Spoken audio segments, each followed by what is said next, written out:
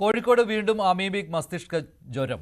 ചേളാരി സ്വദേശിയായ 11 വയസ്സുള്ള കുട്ടിക്കാണ് രോഗം സ്ഥിരീകരിച്ചത്. കുട്ടിയെ കോഴിക്കോട് മെഡിക്കൽ കോളേജ് ആശുപത്രിയിൽ പ്രവേശിപ്പിച്ചിരിക്കുകയാണ്. നേരത്തെ ഭരിച്ച താമരശ്ശേരി സ്വദേശിനിയുടെ സഹോദരങ്ങളുടെ പരിശോധനാ ഫലം നെഗറ്റീവാണ്.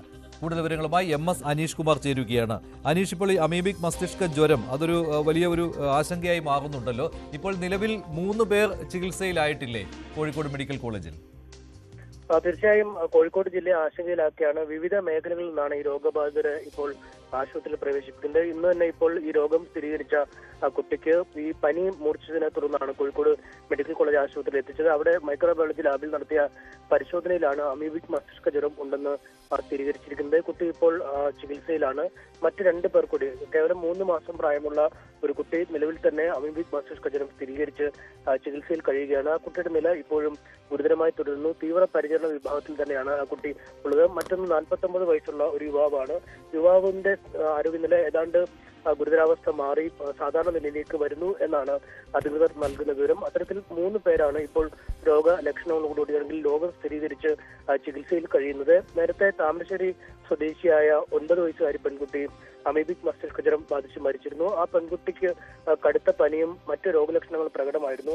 മരിച്ച ശേഷമാണ് ഈ അമീബിക് മസ്തിഷ്ക ജ്വരമാണ് എന്ന് സ്ഥിരീകരിച്ചത്. ഈ കുട്ടിയുടെ കൂടെ കുളത്തിൽ കളിക്കുകയും ഒപ്പം കളിക്കുകയും ഒക്കെ ചെയ്ത 2 സഹോദരങ്ങൾക്കും കഴിഞ്ഞ ദിവസം ഈ രോഗലക്ഷണങ്ങൾ പ്രകടമായി. പ്രത്യേകിച്ചും സഹോദരന് കടുത്ത പനി അനുഭവപ്പെടുന്ന സാഹചര്യം ഉണ്ടാവുകയും ചെയ്തു. കോഴിക്കോട് മെഡിക്കൽ കോളേജ് ആശുപത്രിയിൽ എത്തുകയും വിശദമായ പരിശോധനകൾ നടത്തുകയും ചെയ്തു. 2 പരിശോധനയിലും ഈ നെഗറ്റീവ് ഫലമാണ് ലഭിച്ചിരിക്കുന്നത്. അതുകൊണ്ട് കുട്ടിക്ക് അമീബിക് മസ്തിഷ്ക ജ്വരം ഇല്ല എന്നൊരു സ്ഥിതിയാണുള്ളത്. പക്ഷേ ഇടവിട്ടുള്ള പനി കുട്ടിക്ക് ഉണ്ടാകുന്നത് ഒരു ആശങ്ക ഇപ്പോഴും ഒരുക്കുന്നുണ്ട്. എന്തായാലും വ്യക്തമായ പരിശോധനകൾ കുട്ടിയെ ഇപ്പോഴും വിധേയമാക്കിക്കൊണ്ടിരിക്കുകയാണ്. അനീഷ്, ഇപ്പോൾ എന്തെല്ലാം മുൻകരുതൽ നിർദ്ദേശങ്ങളാണ് നൽകിയിട്ടുള്ളത്? ഇപ്പോൾ ഈ മലിനജലത്തിൽ കുളിക്കുന്നത് അത് ഒഴിവാക്കണം, ഇത്തരത്തിലുള്ള കാര്യങ്ങളാണല്ലോ പറഞ്ഞിട്ടുള്ളത്. അതുപോലെ തന്നെ കുളങ്ങൾ വൃത്തിയാക്കുന്ന ജോലികൾ നടക്കുന്നു. ഇത് ഏതൊക്കെ പ്രദേശങ്ങളിൽ കാണുന്നു അമീബിക് മസ്തിഷ്ക ജ്വരം കോഴിക്കോട്? ഇത് പല മേഖലകളിലായി കാണുന്നതാണ്. കൊളത്തൂർ മേഖലയിലാണ് ഒരു രോഗിയുള്ളത്. ചേളാരി മേഖലയിൽ മറ്റൊരു രോഗിയുണ്ട്.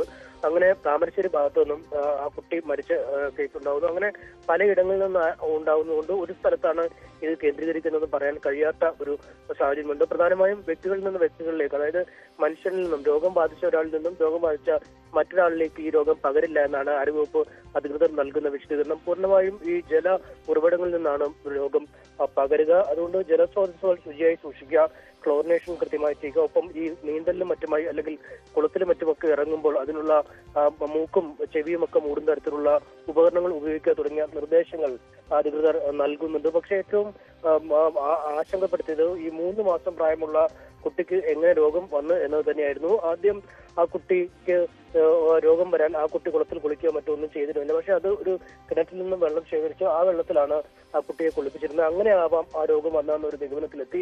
എന്നാൽ ആ വീട്ടിൽ തന്നെ ആ വെള്ളത്തിൽ കുളിച്ച മറ്റാളുകൾക്ക് ആർക്കും ആ രോഗബാധ ഉണ്ടാവാത്ത ഒരു സാഹചര്യം ഉണ്ടായിരുന്നു. അതുകൊണ്ട് വ്യത്യസ്തമായ രീതിയിലാണ് ആളുകളുടെ ഒരു ആരോഗ്യനില, പ്രതിരോധ ശേഷി എന്നിവയെ അടിസ്ഥാനമാക്കിയാണ് രോഗബാധ ഉണ്ടാവുന്നത് എന്നാണ് ഡോക്ടർമാർ പറയുന്നത്. എന്തായാലും ഈ പൊതു കുളങ്ങൾ അല്ലെങ്കിൽ ജലസ്രോതസ്സുകൾ എന്നിവിടങ്ങളിൽ പോകുമ്പോൾ അതീവ ശ്രദ്ധ പുലർത്തണം എന്ന ഒരു നിർദ്ദേശം തന്നെയാണ് അധികൃതർ നൽകുന്നത്. ശരി അനീഷ്, കോഴിക്കോട് ജില്ലയിൽ ഒരു കുട്ടിക്ക് കൂടി അമീബിക് മസ്തിഷ്ക ജ്വരം സ്ഥിരീകരിച്ചിരിക്കുകയാണ്. ഇത് ആശങ്കയുണ്ടാക്കുന്ന ഒരു കാര്യം കൂടിയാണ്.